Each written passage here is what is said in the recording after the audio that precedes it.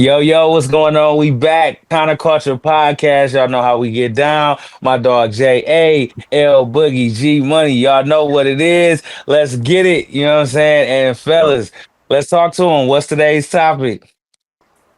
What's going on, y'all? What's going on? For today's topic, we're going to talk about the late great DJ K Slay. So K Slay, we'll give a few words about K Slay before we jump right into it, because there may be some people out there who are unfamiliar with K Slay and the who he was. So DJ K Slay, his real name was Keith Grayson.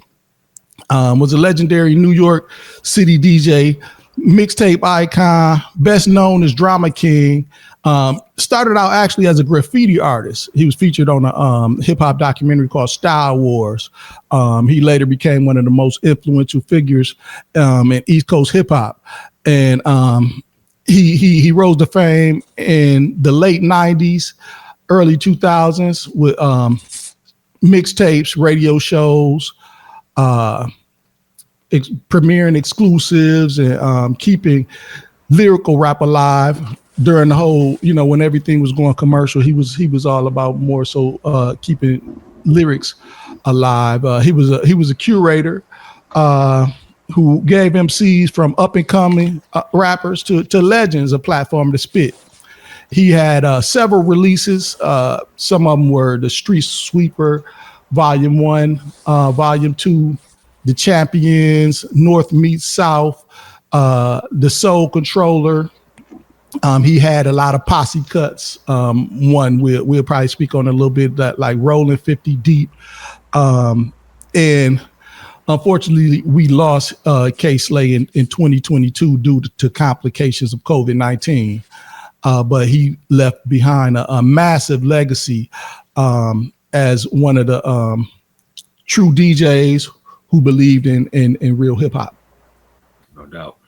Yes, sir. Yes, sir. Man, hell of a legacy, man. Hell of a legacy.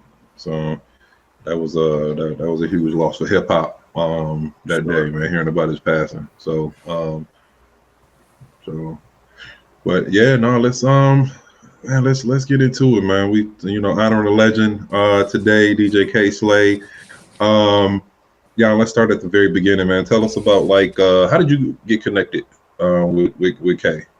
Man, so how I got connected with DJ K Slay was one of my first managers, a cat named Kendall Young Sav Freeman, was super connected. Also, God bless the dead, Fat Man Scoop. He's Fat Man Scoop's little brother. So Sav been connected in the game since forever. So that was who one of my original managers was. And, he's a Harlem dude. And he got his start working at, I believe, interning at like TVT Records. And then he was at Def Jam. And then he was at Maybach Music, and just a mainstay in the game. And so I met K Slay through Young Sav. Going to Shade 45 and Street Sweeper Radio was like, some of the first things that I did in New York City. And that was how we met, through the relationship that Young Sav had with K Slay. And Sav played Slay a joint that I did called Epic, produced by Optics, and Slay loved it. Like, you know what I'm saying? Like, he was tripping. The way that I heard it was, the first time he heard it, he just went crazy. Like, you know what I'm saying? Like, he just loved the joint.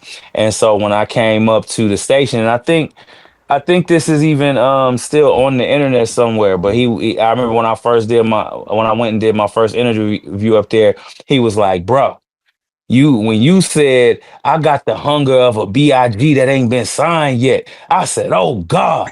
Like, you know what I'm saying? It was like, that was the line that really just got him. And from that point on, like, he just was a huge proponent of just Jon Connor and just supporting me, because he felt like, I wasn't just, he could tell that I loved hip hop, like that I loved the culture and that I had respect for it. And that was what Slay was all about.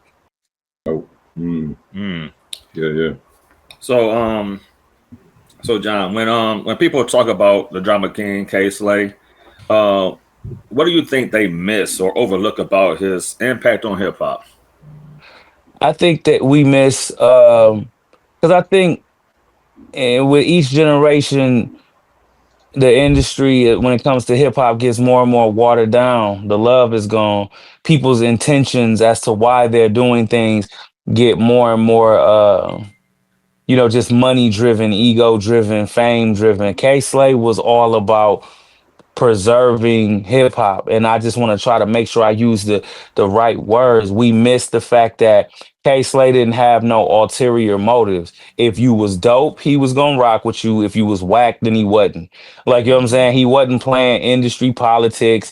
You know what I'm saying? He wasn't doing none of that. He didn't give a fuck about being blackballed or not, or he didn't care if you were he didn't care if you was blackballed or not, or if you was young, or if you was old, or if you was you just came in the game, or you he didn't care. It was, I'm going strictly based off the quality of your character and are you dope.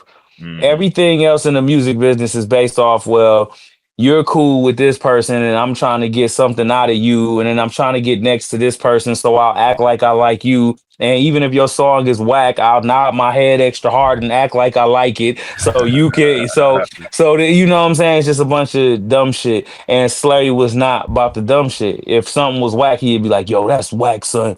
Like, you know what I'm saying? And if it was nice, like, yo, son is nice. It was just black and white with Slay, and I think we miss his authenticity. We miss his love for the culture.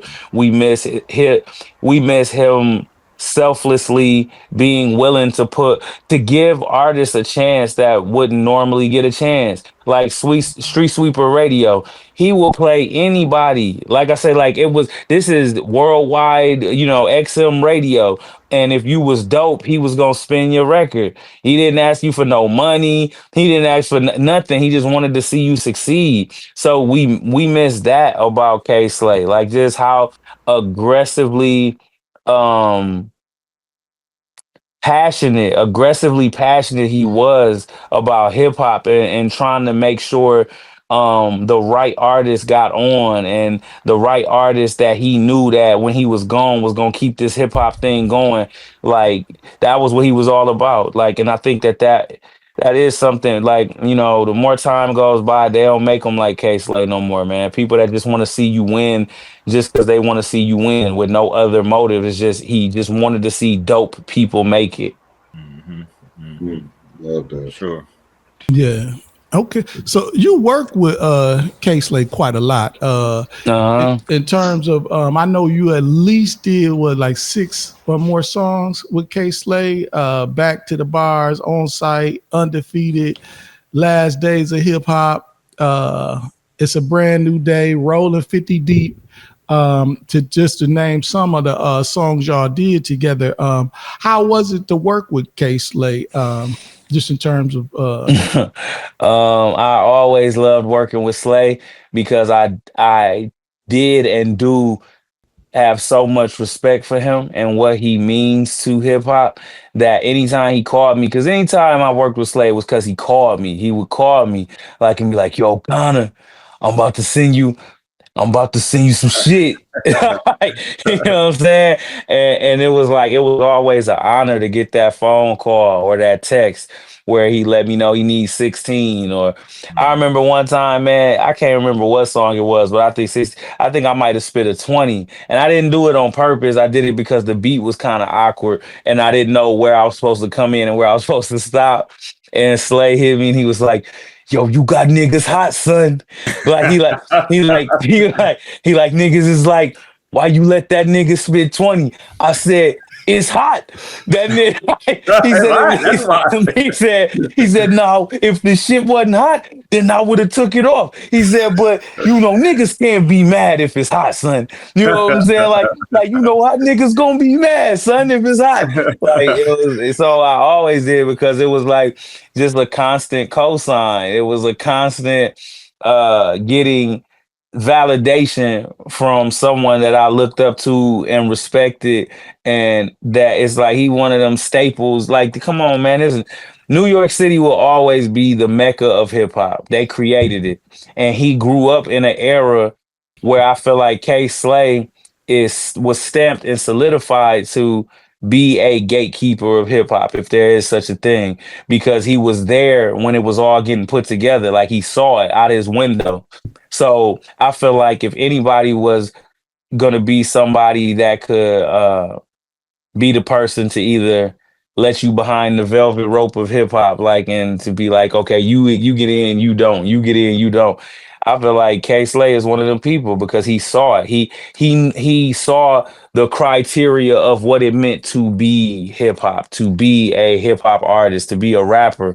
So every time he gave me a call and every time I worked with him, it was like I'm getting stamped by somebody who saw this shit from the beginning.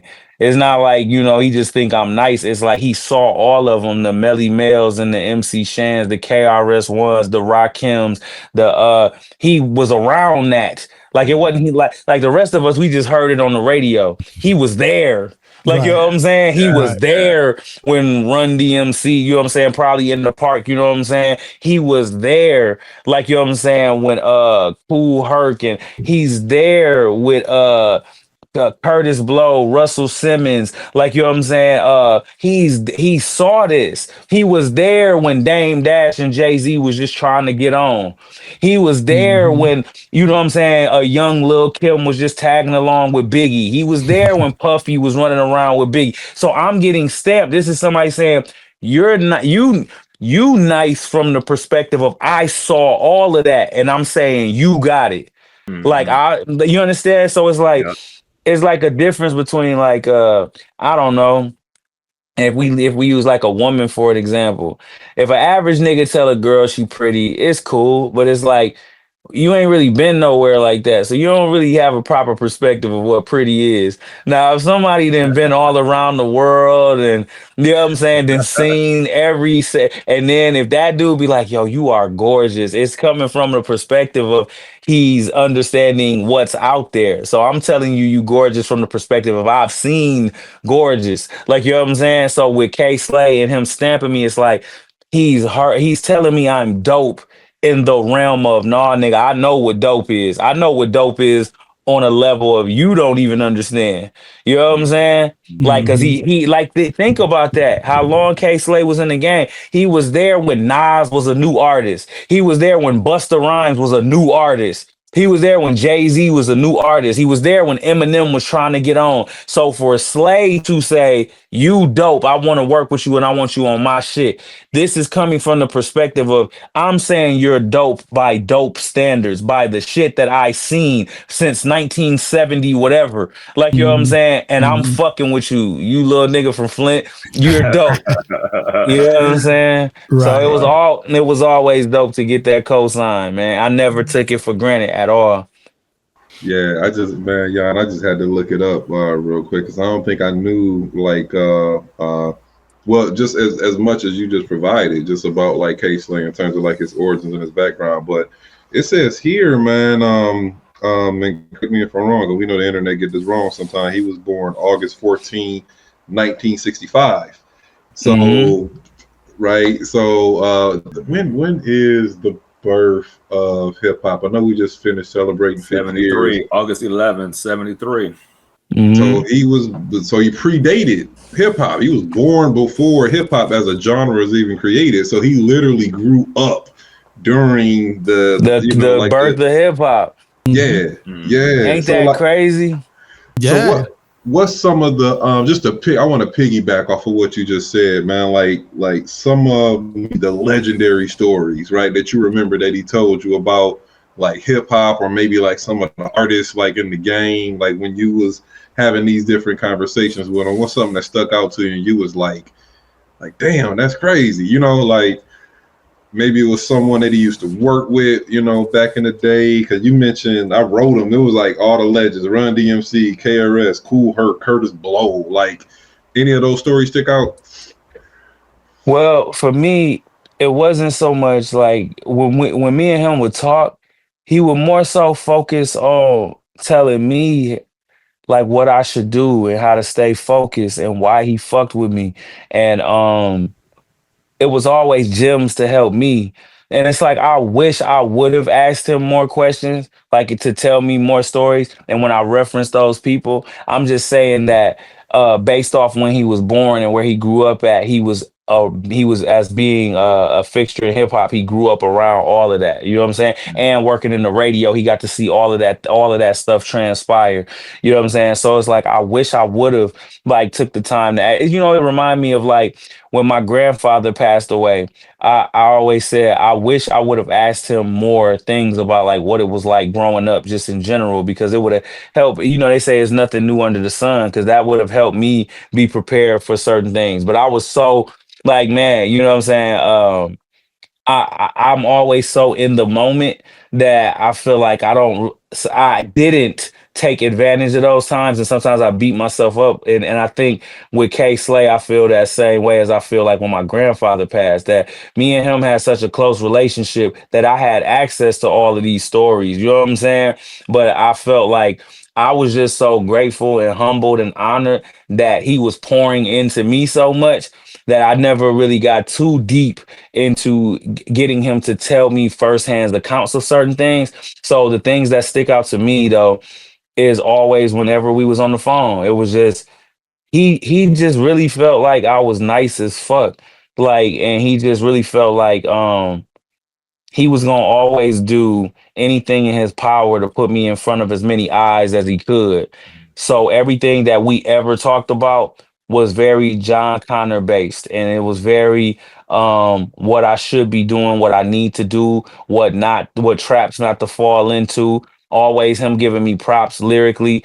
He used to just every time I would send him a verse back, like he would just be floored, like and flabbergasted at the verse. Like he would just be like, son, this is fucking crazy. Like, what the fuck? Like, yo, my nigga, like, why you do this shit to this beat, man? Like, what the fuck?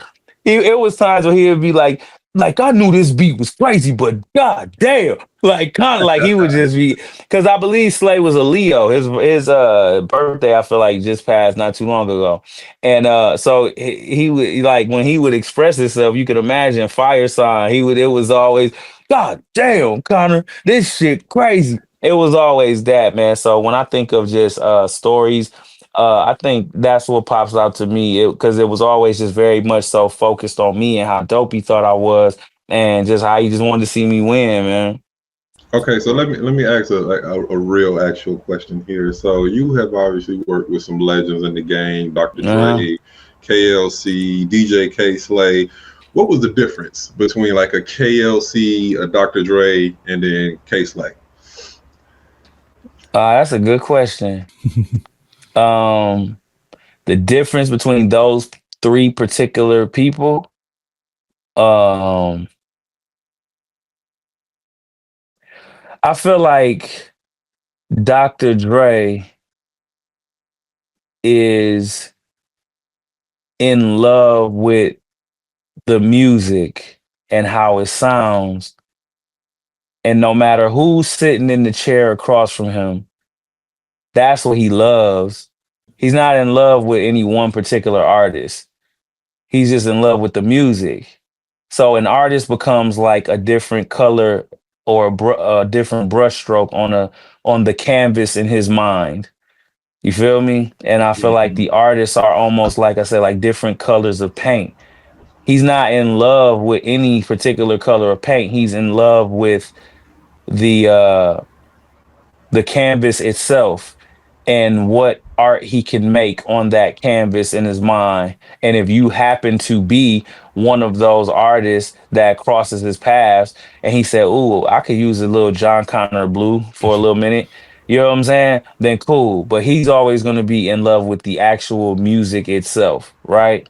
Mhm. Hmm. Mhm. Okay. DJ K Slay loves the person behind the art. Once he falls in love with your lyrics, then he's gonna go a million times hard for you. Like if your music, and this is why I'm expressing like that's the difference. Like Dre is about the music, Slay is about the person. Because even if you fell off musically, Slay don't give a fuck. Because now he fuck with you as a person. Mm. He just want to keep doing what you. He's the person that. Remember, I said Dre is not in love with a particular color, right? That an artist might bring. Mm-hmm. Slay falls in love with the color that the artist brings. It's like and so the lyricism of an artist is what Slay falls in love with. And so let's say Jon Connor's lyricism, just for this, you know, this little analogy is a certain color of orange. Slay gonna love that orange. He's gonna put that orange on everything. He gonna find a way to that orange can fit on every album. Every that I'm using that because I fuck with that orange. I use that like, and he's gonna always go back to it. So Slay, once he falls in love with what you do as an artist, i.e., your color of paint, he falls in love with that color of paint and he's gonna use it all the time. And KL, I would say, wow, this is great. KL is a mixture of both. Mm. KL, yeah, KL loves both. He loves the color that you bring as much as he loves the canvas. And he likes to paint a certain type of picture. So if you got that certain color in you and it goes with his canvas, it's almost like maybe like a person that paints just like a beach scenery, right? Let's say that's KL's platform. That's what he do. He paints beaches. You know what I'm saying? And so he gonna Beachess. yes, He yes. paints beaches. Beaches. So It could go both ways, man. beaches. I did this other day. I was like, that could go both ways. Beaches and bitches. Okay. We're talking about KL, man. So we gotta make sure we clarify that. Right. So yeah, so KL, you know, he's a master at painting, you know, his style of painting. Mm-hmm. You know what I'm saying? And so like once he runs in to like an artist, like because I think that maybe what Jon Connor brings to a KLC beat is similar to what maybe a Mac brings to a KLC beat. And it's because of the similarities that, you know, it's like, ooh, like, you know what I'm saying? It's like a little different, but it's still in the same vein. So I just think that KL is the type of person, he loves both. He loves the artist, he loves the music, he loves the person behind the artist. So I think that's the difference between those three. Mm. Word. Okay. So so Connor, you say that that K Slay, he fucked with you the hard way, the tough way, man. So can you remember, you know, he'll reach out to you about, you know, jumping on one of his tracks with him. Can you remember the very, very first time he reached out to you, the conversation that you had with him, and how that went down, and what you remember about that? The first time I ever got to jump on one of his joints, the conversation would have been between Sav and K Slay. Okay. And then Sav would have just called me and been like, yo, Slay wants you to jump on this. Me and Slay didn't establish the relationship of me and him personally, like talking to each other to a little bit later. Okay. So you never really like jumped on there like initially to go on the track. But do you remember any conversation you had with K Slay? Just in general, like about jumping on records, or just you know, just in general, about the music, or hip hop. Did you guys have any convo about hip hop or the culture? Well, yeah, we had conversations all the time. That was he was always very honest. Like it was like, yo, cause Connor, a lot of these niggas are garbage. Like a lot of these niggas are I mean, I'm just saying. Like a lot of, you know, Connor, do you know? Like a lot of this shit is just, I mean, it's terrible. Right, you know, right. And like he would just, right. yeah, and he would just keep it real with me, like, you know what I'm saying? Like, no, son, you nice, cause I would always, man, with me, I'm a very I always practice an attitude of gratitude, man. So with Slay, I would always be, you know, that's with anybody. I'm always extremely grateful when people give me an opportunity, even still to this day. So the same way, like L Boogie, I remember one time you was saying, like, man, you humble and everything, but you gotta get, you know, but it's like I'm the same with everybody. Like, so with K Slay, I would do that a lot. Like every time he would put me on a song, I'd send him like this fucking paragraph long text message. And it would be like, Slay, thank you so much, man. I truly appreciate it. Every opportunity you give me, man. I don't take it for granted. You a legend and da da da da. And he would just, same kind of way like y'all be like, he'd be like, yo, son.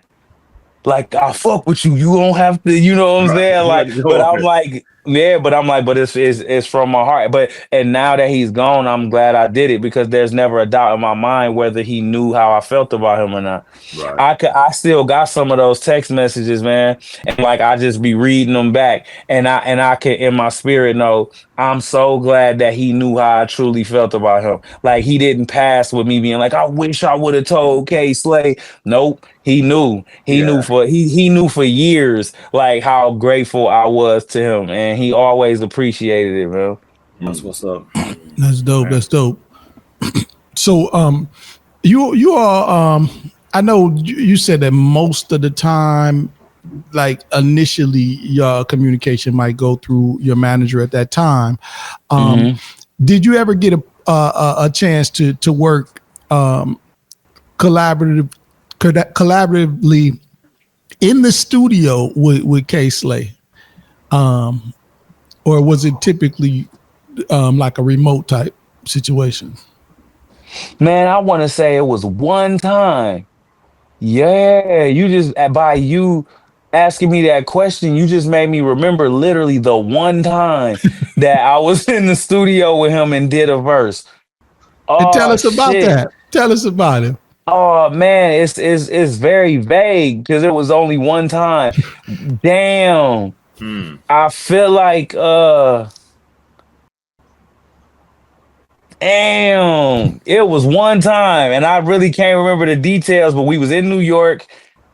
And yeah, I don't remember what it was for, but I just know it was literally one time that I ever was like there in the studio with him and like knocked some shit out and had to go. But yeah, everything else was I normally did it and then sent it to him. Okay, and when you all worked together, was that was that prior to your signing with Aftermath? Was that during the Aftermath era, or was it after? Man, this was before me and K Slade like established a lot of our relationship before me signing the Aftermath. And that's how I knew he was really how I that's how I came to know how solid K Slade really was. Damn, Okay, cause I would have to. It's a story I want to tell. Fuck it, we gonna tell the truth and shame the devil today. okay, okay. Like, cause yeah, when people start asking me like sometimes about why, uh, just I have such an affection and for K Slay, man. Like I remember, so when I had got signed to Aftermath, like here's the thing. I didn't know how the game worked. I was getting introduced to like a lot of the politics and just how things go. I remember a big thing when I first got signed over there. Like we didn't want to step on no toes. Me, my management, all of that. We just wanted to be team players, right? Mm-hmm. You know what I'm saying? So I can remember after the Compton album came out, um, Slay had reached out to me for a verse, right? Mm-hmm. Hmm. So I can remember I asked one of the executives, I asked an executive at Aftermath, like, I was like, yo, I'm about to do this verse for K Slay. And then they said to me, I ain't gonna even fucking repeat what they said to me, but they made a disparaging comment about me being about to do this verse for K Slay. Mm-hmm. You know what I'm saying? Mm-hmm. And like so basically saying I couldn't do it, Mm-hmm. like basically telling me nah, like you can't do it or don't do it. And I remember being like, but it's Slay, like this is a motherfucker that didn't help me my whole life like in this game, right? Right. And I remember Slay called me and damn, and if I'm gonna tell the whole story, because if you're gonna tell the truth, you gotta tell the whole truth. So man, I remember like it took me longer to get the verse back to him than normal because I was waiting for them aftermath to tell me that I could do it. Cause like I said, I was young. I didn't know no better. I didn't know. I was thinking this shit was so serious, like it's a breach of contract if I do something they don't say. Like I was really walking on like eggshells. You know what I'm saying? Right. And I remember EA Ski called me, legendary West Coast producer, right? Mm-hmm. And he was like, "Hey man," he was like, "You need to talk to Slay, bro." And I was like, "Why? What's wrong?" He actually kind of hurt and offended.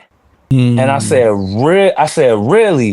I said, why? I said, bro, I don't never want to like hurt or offend Slay.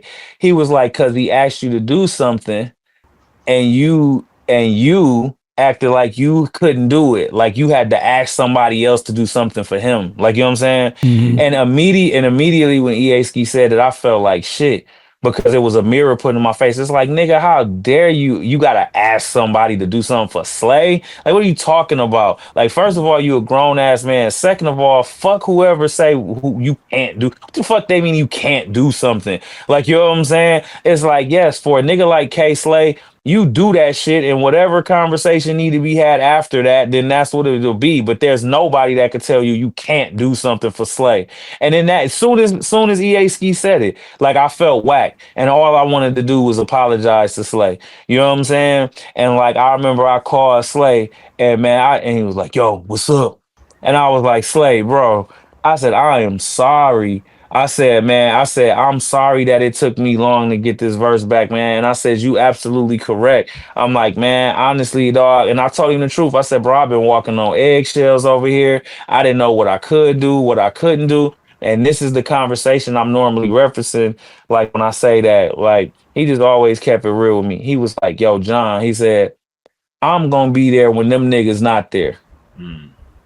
He said, niggas like me, niggas that really fuck with you. He said, I'm gonna be there when them niggas not gonna be there. He said, I done seen so many niggas get deals, get on. He said, go over there, go over here. He said, get situations and forget the people that help build them. He said, and it's intentional. They try to separate you from the people that actually want to see you succeed. So when they take your career and do whatever they want to do with it, even niggas like me ain't gonna fuck with you no more. He was like, do not let them do that to you. Yeah. He was like, and I said, man, and I just was listening, and I was just like, I understand. And he was like, I didn't seen it. He said, I didn't seen it too many times, Connor. He was like, so he said, if I ask you to do something, he said, nigga, I'm doing it to help you. He said, that shit over there is not helping you. And I was like, man, and I was like, you absolutely correct. And from that day forward, and I apologize, man, nigga, I apologized like at least 10 more times.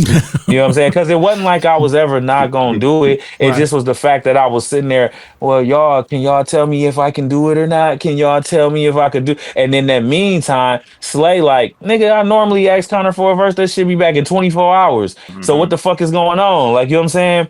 And I felt him. I felt him because I later on went on to have shit like that happen to me in the game. Like niggas that I helped, like niggas I went out my way for, and then like I asked them to do something and they answer was fucking appalling.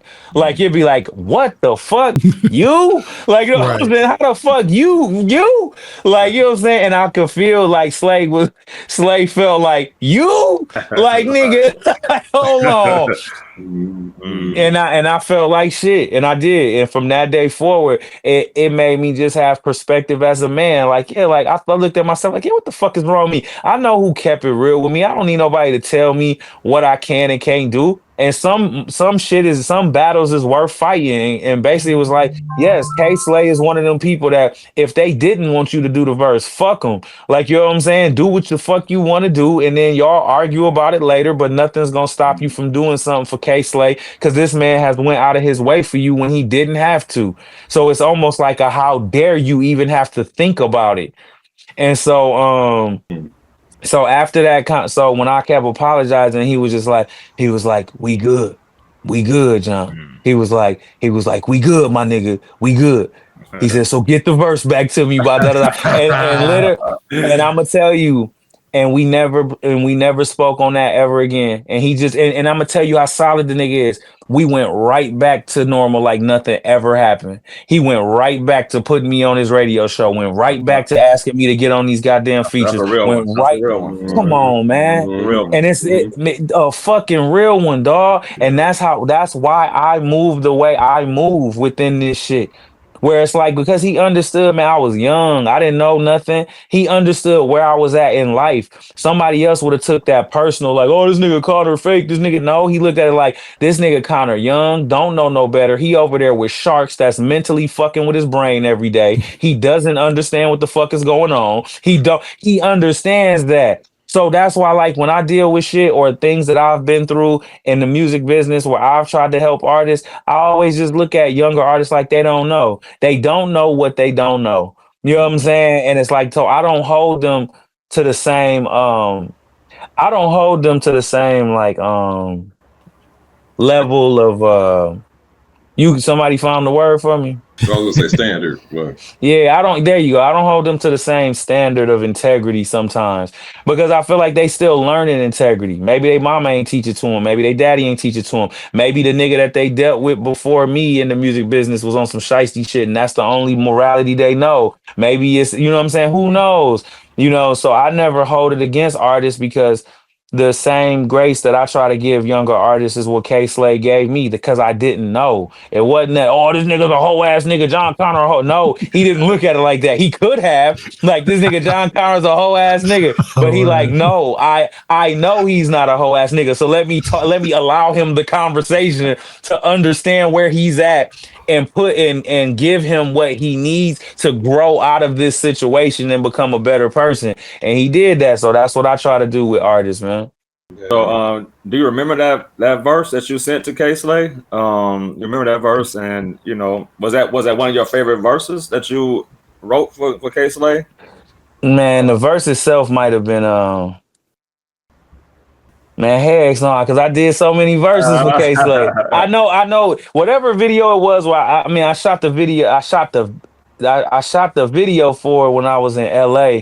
So whatever, and it's featuring. Yeah, I'll probably send it when we chop these up into pieces of the content. I'll put the video in there because I know exactly. Once I see me in the video, it's gonna be like that's the fucking verse that I And that was that verse like was that verse that say I'm officially here now? You know what I'm saying? I'm officially rocking with Slay. This is that moment right now in time that you know I made it. You know what I'm saying? It's like it's on the popping with Slay, right? well, yeah, that particular, yeah, that particular verse, yeah, it took me and his relationship to a level of we both that little skirmish let me and him know how we felt about each other.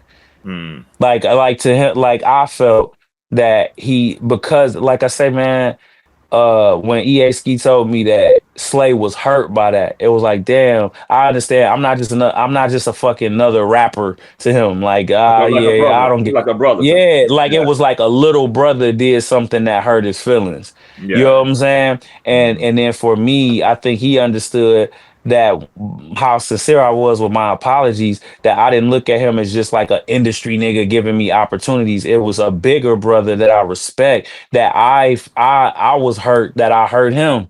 You know what I'm saying? And so it was like after I gave him that verse, after that for me it was like it made me understand that going forward, not just about K Slay, but people that I hold in that regard, like that's how you treat people. You know, nobody can tell you um what you should be doing or not doing for people that you love. Yeah. You know what I'm saying? I don't give a fuck what company it is, who you work for. You know what I'm saying? Man, if it's love with somebody, then you do what you know you're supposed to do and don't ever question that. Right, right. Mm-hmm. So Yeah, go ahead. I was just gonna say, based on your relationship with Slay, do you feel like what doors you feel like was open for you by Slay or by that relationship in general? Man, dog, I was validated by like in the streets of New York. Like, you know what I'm saying? It was like, cause Slay Slay would give these shows, and I can't remember the name of like the clubs and shit. I just know the vibes was straight hood shit. It was straight New York hood shit, which was kind of uncomfortable because I'm not from New York, so I don't know what politics is going on. All I know, man, is that it's a lot of real niggas in here, man. Right, right. It A wasn't, real one in this motherfucker, it wasn't boy. no, it wasn't no hoe ass niggas in there. No, Like, it like wasn't no anybody, hoe anybody, ass these motherfuckers niggas. will let you know what's going on. I'm saying real Yes, quick. bro. And if y'all ever get a chance, maybe we might bring him on the show. My DJ at the time was DJ K-Mo. Shouts to my dog DJ K-Mo, man. It Dope. was just me and DJ K-Mo. And I remember at the time I was dating an artist in New York. Her name is Yobi. Shouts to Yobi. We still friends to this day. So she from New York. So Mhm. I remember, I remember she like, where K Slay got you performing at? Oh no. Oh, hold the fuck on. Like, no, where he got you performing at? Me and my girls was coming up there to make sure you all right. We gonna come up there. Like, yo, she's so Brooklyn, it's fucking ridiculous. So Dead ass. yeah, yo, dead ass. If K Slay got you up in there, and they like, that's her. Right. Like dead ass, no game. Slay got you up in here with these niggas. I'm coming up in there, blah. Like, okay, so I remember Yobi and her homegirl was there, and it was me and DJ K-Mo, and it was a sea of real niggas in there. And I remember, like I say, being an out of towner, and this is what Flint motherfuckers don't be understand, just about my understanding about my journey when I had to fly the flag and I had to wear Flint everywhere I fucking went. That it was like I had to really earn my respect. New York people don't just man, that they really do the thing about New York people is they not just about to just give you props just because you got on stage. It's if you're whack, we just gonna look at you damn near boo. They come from the Apollo and Right. That's all booing thinking too. niggas. Yeah, you know what I'm saying? So if you dope, when they give you that, yeah, you nice, son. They mean that. Like that, like you meant that. So I remember Slay would get these shows and it was straight street shit. And I can remember, man, the DJ fucked my name up. Nobody was paying attention. Like when it was time to, it was like, yeah, we got my man from Milwaukee.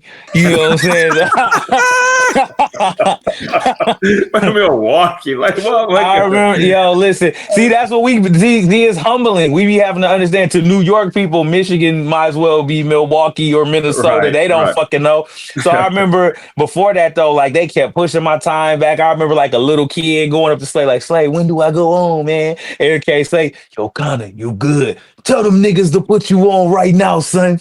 So you know what I'm saying? So I go back, and then that's when my man hit me with this. My man from Milwaukee. I'm talking about my man DJ K-Mo. I ain't gonna say he was looking scared, but you know what I'm saying? He was looking shook. So he back there with his DJ shit on, you know what I'm saying? And we rocked it. And I remember like just killing it. And I remember watching these hardcore ass New York niggas when I came off stage. It was like, yo, son. You nice, son. You nice, son. Like just getting props. It wasn't loud props. It was the bring it in and I'm gonna tell you in your ear, or it was just my nigga, you nice. And so, what doors did K Slay open for me, man? It was by putting me consistently on New York radio. Still, when I go to New York to this day, it's people that be like, "Yo, Jon Connor, nigga, Slay, fuck with your nigga John." Whenever I went there to do shows, he put me in front of he put me in front of the people that them stamping you matters in New York City. You know what I'm saying? It was like even still to this day, like it's just certain things that people always bring up about me and my career. One of them is South by Southwest. One of them is obviously the being signed the Aftermath thing. Another one is the freshman cover and all of that shit. But one of the bigger things too is that people always bring up how much K Slay fucked with me or what how they heard me on a K Slay feature. And that is something I could never thank him enough for, man. So it was like walking around being solidified and validated to the New York audience. Like New York knew I was nice because K Slay said I was nice. Yeah. I mean, K Slade, like he had you next to heavyweights. I used to be like, man, look, Connor over here with KRS-One and the locks, and you know what I'm saying, like Pat Poose and Joel Ortiz and all. I mean, I used to be like, man, he made sure that Jon Connor was right next to everybody else who was heavyweights in the game. Man, can I ask y'all something? Why y'all feel like Flint people don't give me that? Like, why y'all feel like at the end of the day, like this is real shit? Let's fuck it, because I bet like where I am spiritually, like I feel like the Most High has been telling me to be confident and always authentic in the things that I say. You know what I'm saying? And knowing my worth and knowing my value, right? So like why I feel like even still to this day it's like pulling teeth for Flint people.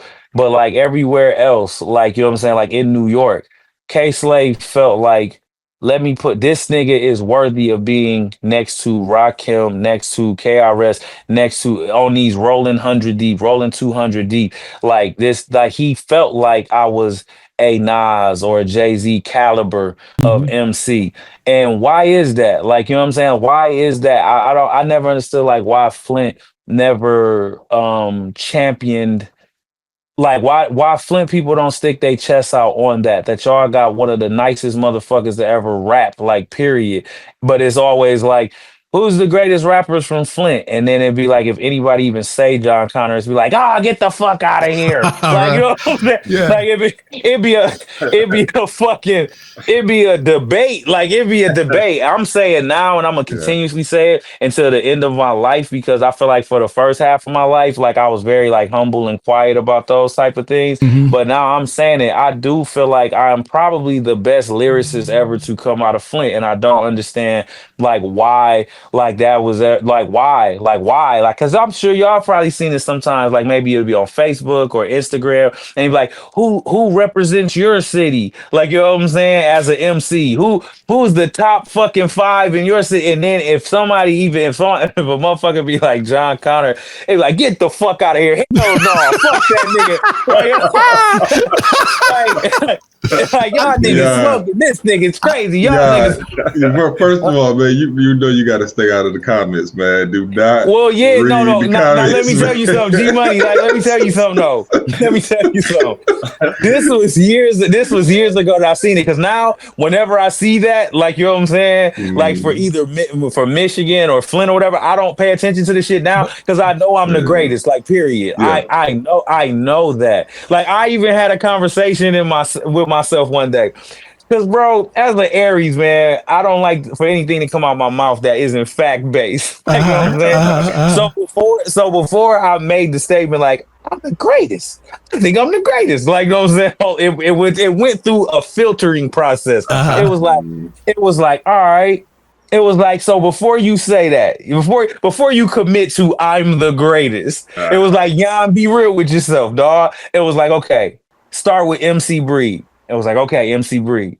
MC Breed, I felt like was the first. I feel like he's the pioneer. Definitely first to break through mainstream. The first to break through, the pioneer, the GOAT OG, the one who kicked the door down. I'm just asking. I'm not even gonna go there. I'll say Breed was the first. Yeah. Right? Yeah. Then I feel like Dayton Family took it to a whole nother level, right? You know what I'm saying? I feel like as far as notoriety, as far as like putting Flint's flag in the sand for hip hop, right?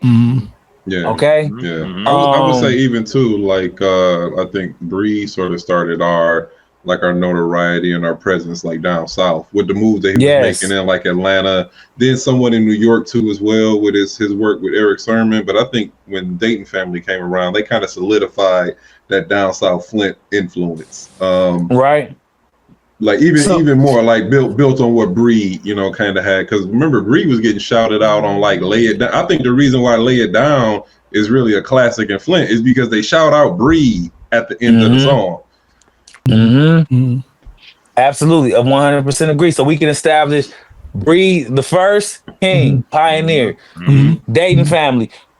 We can say what greatest Flint group of all time. Mm-hmm.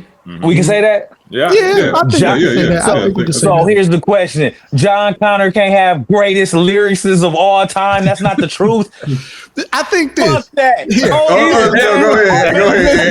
I'm gonna give you my take. I'm gonna give you my take. No, I think go you ahead, can, Ed. I think that's 1,000% valid. But the reason why Flint people don't tend to look at it that way. And if we're being honest, the same thing happens in Detroit. You know, I think it's a cultural question for most people. They don't really look at it from an objective. Okay, who's the best lyricist out of Flint? I think people tend to look at it like this. People associate Flint culture, honestly, and I'm gonna be honest, with a bunch of bullshit, right? You know what I'm saying? I'm saying, you preaching. Yeah. and if you're not about the bullshit, like you don't really represent Flint culture to me. You know what I'm saying? Because you're not talking about sniffing cocaine or the first thing I selling thought dope or whatever, or you know, like. I'm gonna be 1,000. I mean, it's the same thing. Like people do that. Like Detroit does that to like Eminem and Royce the 5'9". They looking at Cheddar Boys or whoever as you know what I'm saying. I mean, right. in the D, they looking at who to them represents that culture. And let's be honest, usually when we talk about who represents the culture of these urban areas, we talking about the culture in terms of the bullshit. And you don't represent the bullshit. So it's like, how can he be the best in Flint and he ain't even shot nobody. He ain't never been to jail. He sniffed no cocaine. He ain't shot nobody. You know what I'm saying? So, and I'm not saying that as a slight to artists who talk about that. You know, we none of us perfect. Ain't none of us perfect, but because you don't represent that, I think some people don't feel like they don't feel like it's Flint culture, you know? I think, bro, you might have just broke that down perfectly. Like if there was a textbook answer that just made me like I'm the type of person where it's like once something is answered in full and I completely comprehend, like I don't need to ask no more questions. Like, bro, you literally that was like the perfect answer to that question to where I get it now. We just watched me get it in real time. Ding. No, that's legitimately what I was thinking too. So when he started to answer, I was like, "Yep, there's a guy like you being in church. You just like, yep, that's it." Yep. Nah, that was it. And I mean, I unfortunately, I mean, I get it. You know, I was at one time with some of the bullshit, so I know. Like, okay, this is this some of the people who get that notoriety were the theme song for the what we consider Flint culture a lot of times. I take it just like one step further, just in the context of like regionalization and lyricism. It differs based upon the regions in the country, right? Like in New York, like when people hear you spitting out there, they like, oh, that whoever this Milwaukee nigga is can spit. Right. You know, but in other parts of the country, like even when we did like the spoken word thing, man, like back in the day, and we would go around and we would take our version of poetry to like different parts of the country. Man, by the time we got to places like down south, like we saw people that was like harmonizing, damn near singing, kind of doing like old slave tunes, it seemed like, and and I'm like this ain't really poetry, like, but it was their version. And we was coming from the perspective of you got to have something to say, like you got to spit, right? what's your bars, basically, Right. like. And I just think, man, in the Midwest, it seemed like we was like one of the later regions. Like we were kind of influenced by everybody, so we took some of everything. So you got Right. like your lyricists in the Midwest. You got your people that kind of got like that down south, kind of bounce to them in the Midwest. Then you got them people that's gangster, right? Like, from the influence of the West Coast. You got your revolutionaries, right? Like some of the people from the West Coast. So in Flint, it just don't seem like lyricism is a conversation that we have when we discuss like Flint artists. It's based on other criteria. I mean, J.A. done already articulated what that criteria usually is. Like what you talking about, how entertaining is it?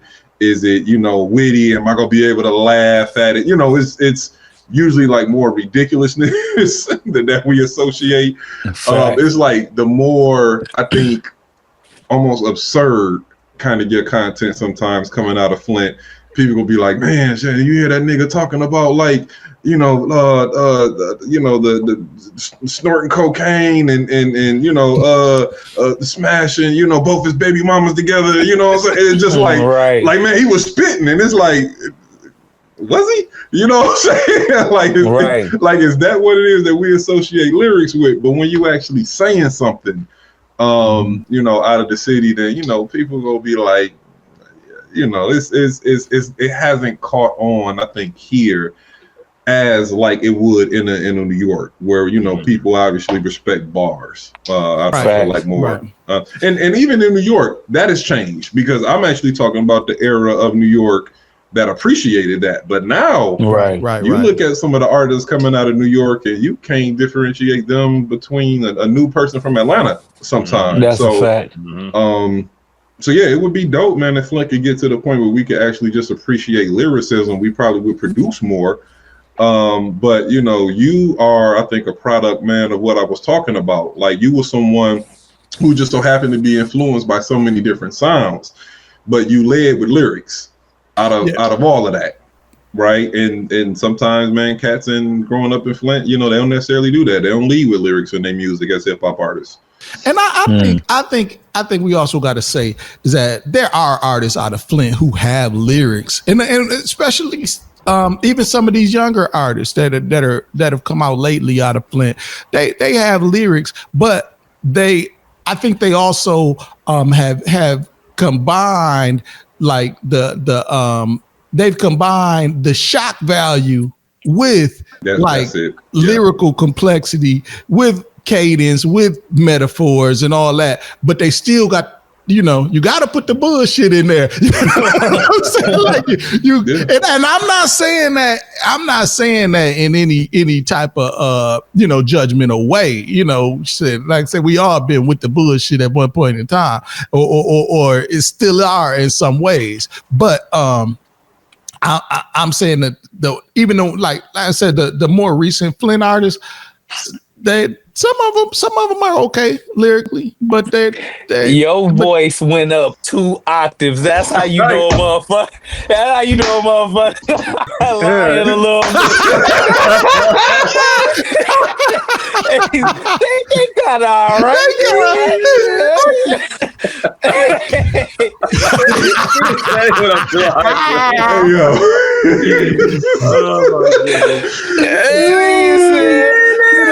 Hey, listen, man, Jay has always been a diplomat, man. He ain't gonna always just say them niggas trash, but I don't think they all trash, man. I know. I seriously think some of them got talent. But they mixing up. They mixing up for the sensational. I joke. Yeah, they mixing up for the shock value and the street shit and the sensationalism in there. But wait, some of that shit is terrible though. Like, just for the record, this me saying that some of that shit is terrible. But so you know what? I'll say this too. Like the current environment, in order to be able to get your like music out, like for people to pay attention to, it's a terrible environment to market in right now. Because if you ain't saying something that, like, we was actually like right before you got on, Jan, before we cut the camera on to do the podcast, was just talking about like how much bullshit that you basically have to be willing to endure sort of in the market of entertainment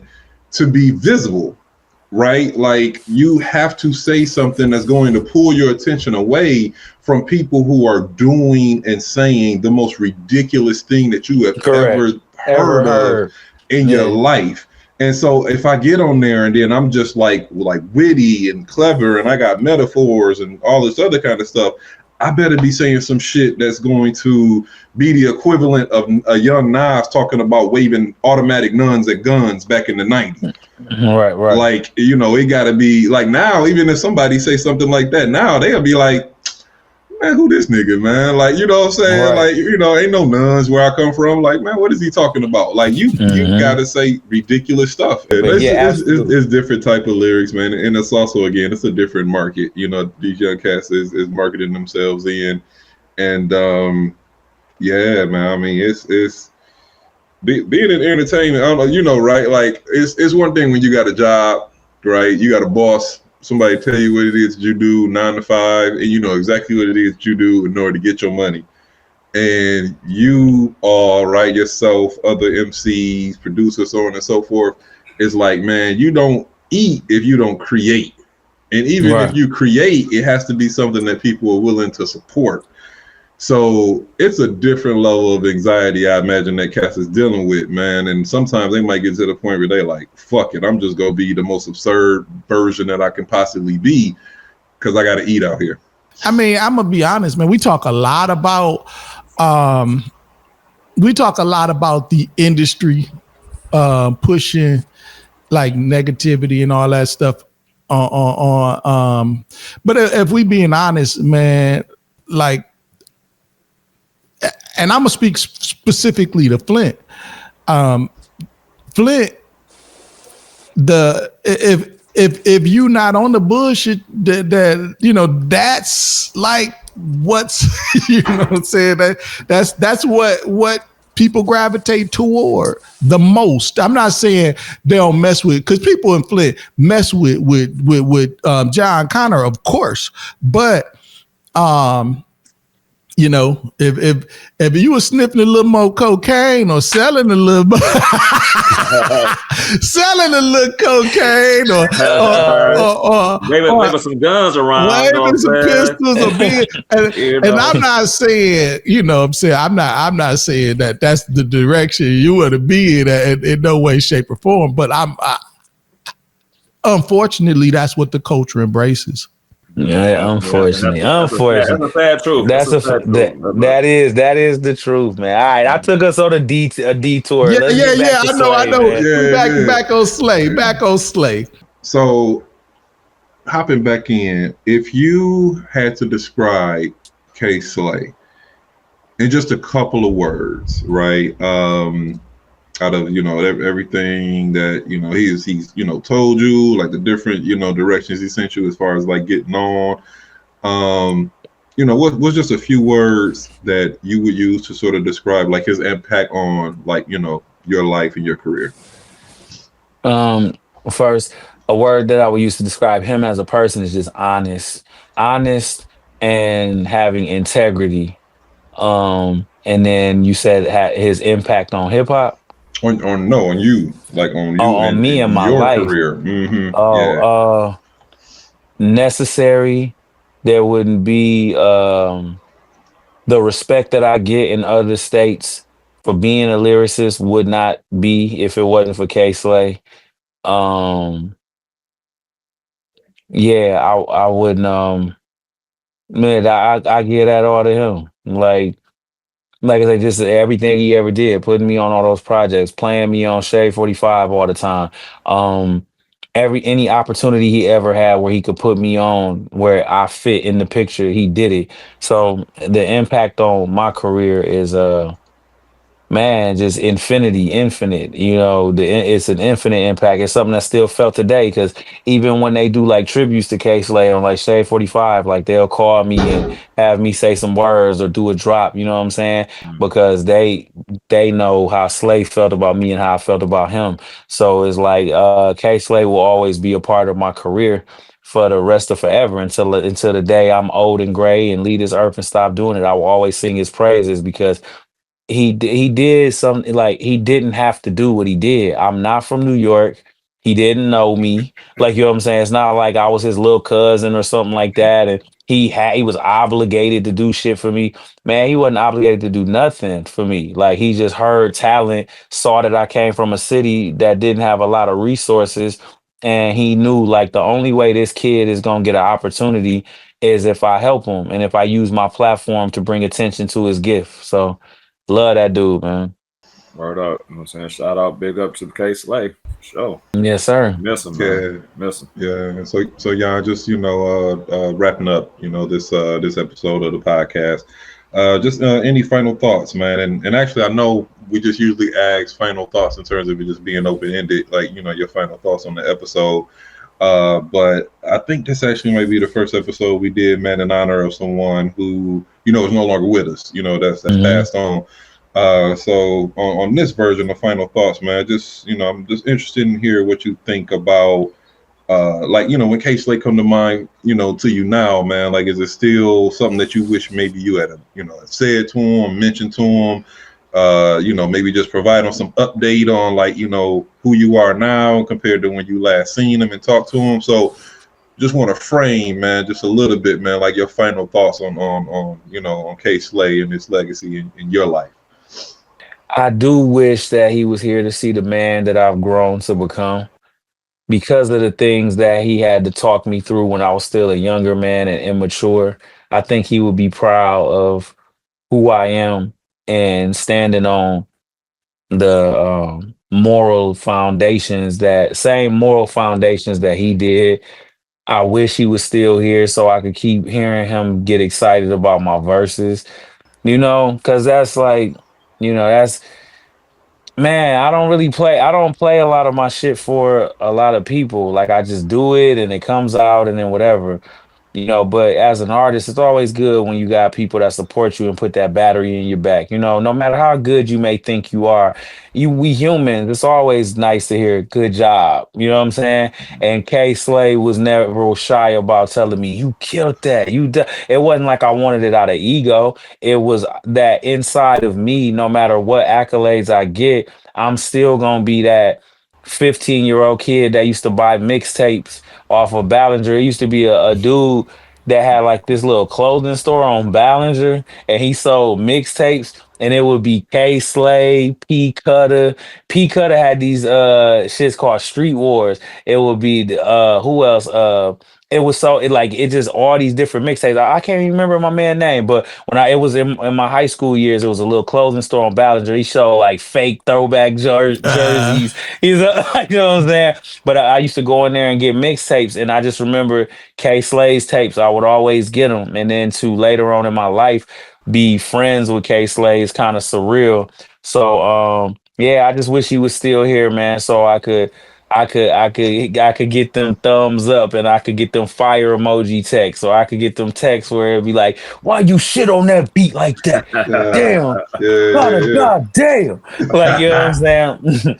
I really do, man. Like, so my final thoughts on him is I'll always rep his name. I did a song on my album 3. It's called Connor for the Win, and it's a tribute to K Slay.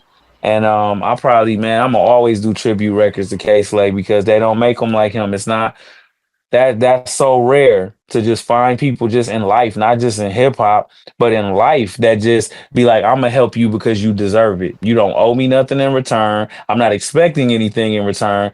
Just keep going. And that was what K Slay, impact was on me in my life, and I miss him. I have a list of people when I pray. And I can ramble their names off because I say them every day. Jack James Joe, Grandma Miss Wilbur, D-Money QB Max, Courtney Slay, Mr. Terry. So those are the names that I say like every morning as like my angels that I talk to. And Slay and Bernard Terry are the last 2 names that I say. But it's like I think about them often, man. I really do. Yeah, yeah. So you Every communicate day. with them every day. Yeah. Every Yeah. day. Yeah. That's Yeah. what's up. That's dope, man. That's dope. Yeah, well, it's the Counterculture Podcast, DJ K Slay episode. Y'all, you want to take us home?